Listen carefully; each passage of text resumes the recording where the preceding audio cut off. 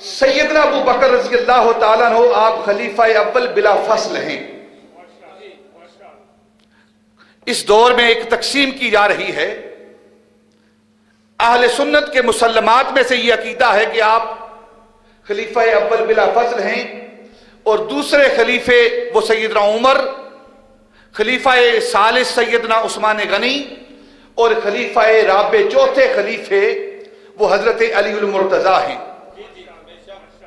اس دور کی ایک تقسیم کی جا رہی ہے جو کہ سراسر اہل سنت کے عقائد کی مخالفت میں ہے.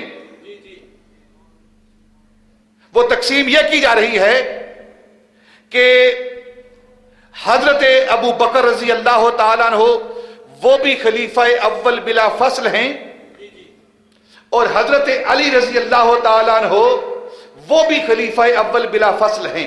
یہ تقسیم کی جا رہی ہے جو کہ اہل سنت کے عقیدے کے خلاف ہے.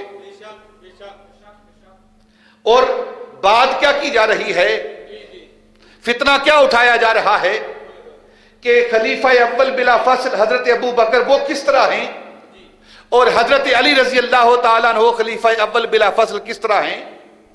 حضرت ابو بکر رضی اللہ تعالیٰ عنہ آپ خلیفہ اول بلا فصل امور سلطنت میں ہیں.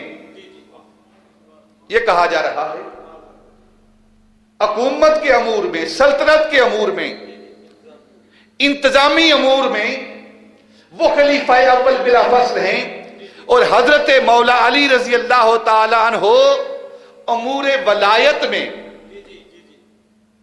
خلیفہ اول بلا فصل ہیں، روحانیت میں خلیفہ اول بلا فصل ہیں.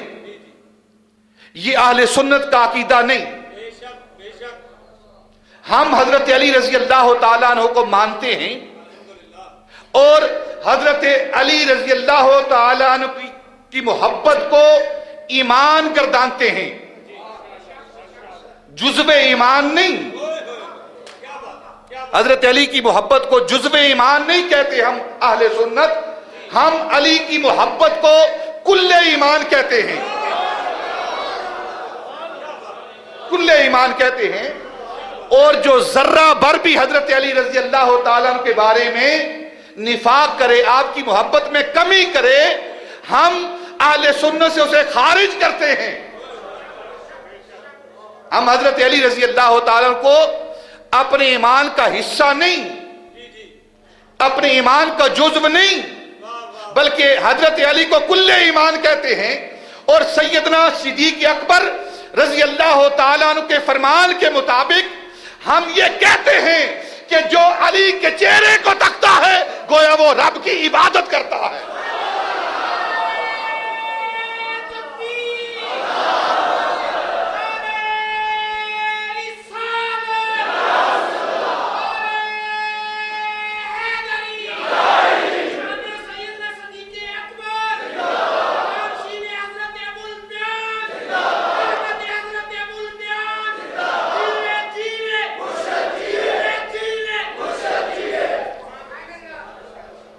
حضرت علی رضی اللہ تعالیٰ عنہ آپ خلیفہ راشد،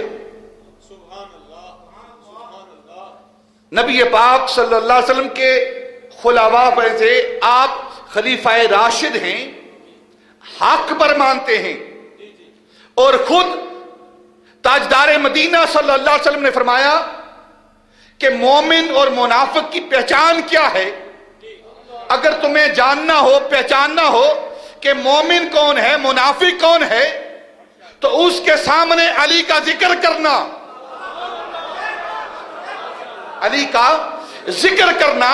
اگر علی کا ذکر سن کر اس کے چہرے پر خوشی آ جائے، بشاشت آ جائے، اس کا چہرہ کھل جائے، سبحان اللہ کی صدائیں بلند ہونے لگیں، تو سمجھ لینا وہ مومن ہیں. ذرا مل کر بولیں سبحان اللہ.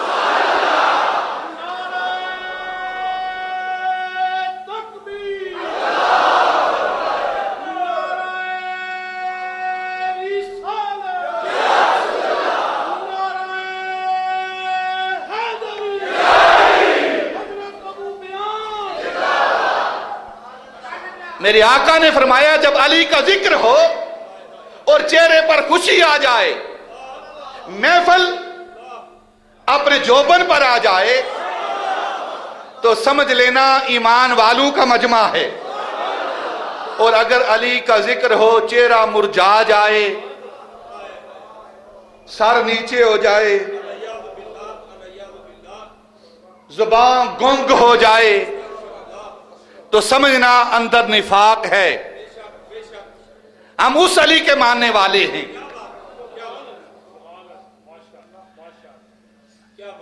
حضرت علی رضی اللہ تعالیٰ کو مانتے ہیں جیسا پیارے آقا تاجدار مدینہ صلی اللہ علیہ وسلم نے فرمایا ہے۔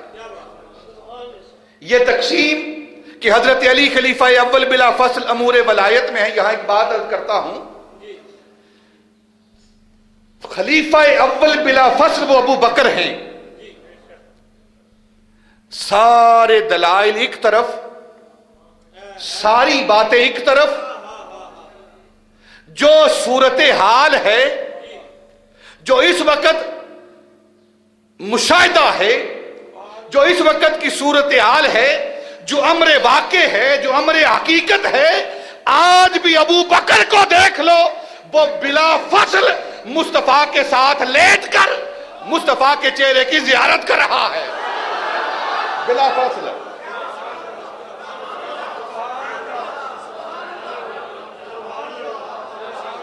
جو امر واقع ہے، جو امر مسلم ہے، جو مشاہدہ ہے، وہ آج بھی دیکھ لو، بغیر کسی فصل کے، بغیر کسی جدائی کے، بغیر کسی حجاب کے، بغیر کسی پردے کے، آج بھی گنبد خضرا کے اندر مصطفیٰ کے ساتھ لیٹ کر مصطفیٰ کے والضحیٰ کے چہرے کی زیارت کر رہا ہے۔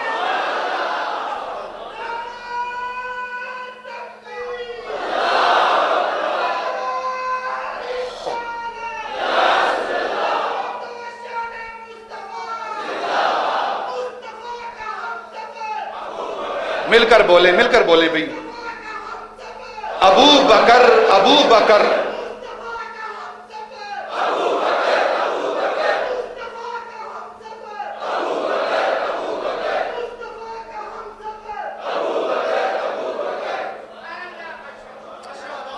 سارے دلائل ایک طرف۔ سورج نکلا ہو نا، سورج اگر نکلا ہو تو اس کے نکلنے کی دلیل کی ضرورت نہیں۔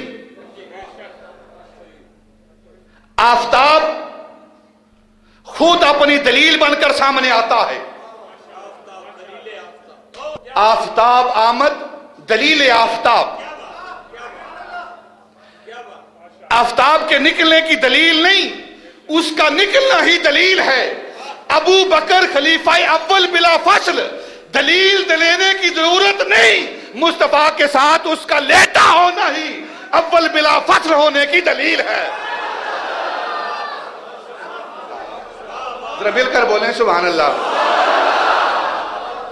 جن کو میری بات سمجھ آ رہی ہے وہ بولیں سبحان اللہ۔ دلیل دینے کی ضرورت نہیں، اس کا مصطفیٰ کے ساتھ لیٹنا، گنبد خضرا کے اندر لیٹنا، مصطفیٰ کے ساتھ قبر کے ساتھ لیٹنا، اور اپنی آنکھوں سے والضحیٰ کے چہرے کی زیارت کرنا، یہ خلیفہ اول بلا فصل ہونے کی دلیل ہے۔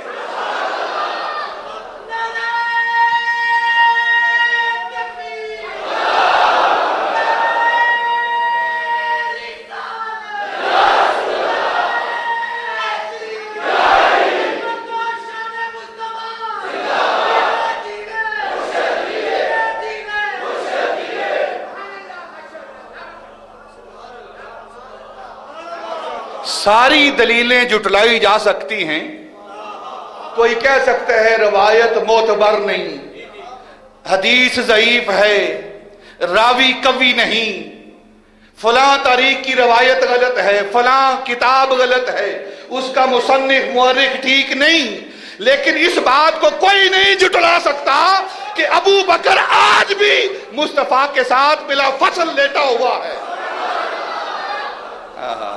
سبحان اللہ۔ کوئی نہیں جٹلا سکتا اس بات کو۔ اور پھر میرے آقا تاجدار مدینہ صلی اللہ علیہ وسلم نے ارشاد فرمایا، یہ اہل سنت کا عقیدہ آپ کے سامنے پیش کر رہا ہوں۔ آپ نے فرمایا کہ میدان حشر میں جانے کے لیے قبریں پھٹیں گی، قبریں کھلیں گی، پھٹیں گی، انشقاق قبر ہوگا۔ جب قبریں پھٹیں گی تو آپ نبی پاک صلی اللہ علیہ وسلم فرماتے ہیں کہ سب سے پہلے پھٹنے والی قبر میری قبر ہوگی۔ آپ نبی پاک فرماتے ہیں قبریں کھلیں گی، میدان حشر میں جانے کے لیے پکارا جائے گا، اور سب سے پہلے جو اپنی قبر سے نکلے گا وہ میں محمد ہوں گا۔ اور پھر فرماتے ہیں کہ میرے بعد جو سب سے پہلے قبر کھلے گی، پھٹے گی، وہ ابو بکر کی قبر ہوگی، وہ ابو بکر کی قبر ہوگی، پھر عمر کی قبر، پھر دوسرے ایمان والوں کی قبریں پھٹیں گی، اور پھر ہم حشر کی طرف جائیں گے، سوئے حشر چلیں گے۔ کیا انداز ہوگا کہ سوئے حشر جائیں گے، ہم تو جائیں گے ہی نا، ابو بکر کس انداز میں جائے گا؟ نبی پاک صلی اللہ علیہ وسلم فرماتے ہیں کہ جب قبر پھٹے گی میری، میں باہر نکلوں گا، پھر ابو بکر کی قبر اور پھر عمر کی قبر، میرے ایک ہاتھ میں ابو بکر کا ہاتھ ہوگا، ایک ہاتھ میں ابو بکر کا ہاتھ ہوگا بلا فصل، اور دوسرے ہاتھ میں عمر کا ہاتھ ہوگا۔ پھر میں ان دونوں کو پکڑ کر اپنے ہاتھوں میں لے کر اللہ کی بارگاہ میں جاؤں گا۔ اللہ کی بارگاہ میں جا کر کیا عرض کروں گا؟ اللہ پوچھے گا نا، اے محبوب، اے مصطفیٰ، اے مجتبی، اے مرتضی، اے محبوب، میں نے دنیا میں بھیجا تھا، بتاؤ میرے لیے کیا لے کر آئے ہو؟ تو نبی پاک فرماتے ہیں اگر اللہ نے مجھ سے یہ سوال کیا کہ میرے لیے کیا لے کر آئے ہو، تو ایک ہاتھ ابو بکر کے ہاتھ اور دوسرا ہاتھ عمر کے ہاتھ میں ہوگا۔ اللہ کی بارگاہ میں عرض کروں گا، کائنات کے اندر محمد اپنی کمائی لے کر آیا ہے۔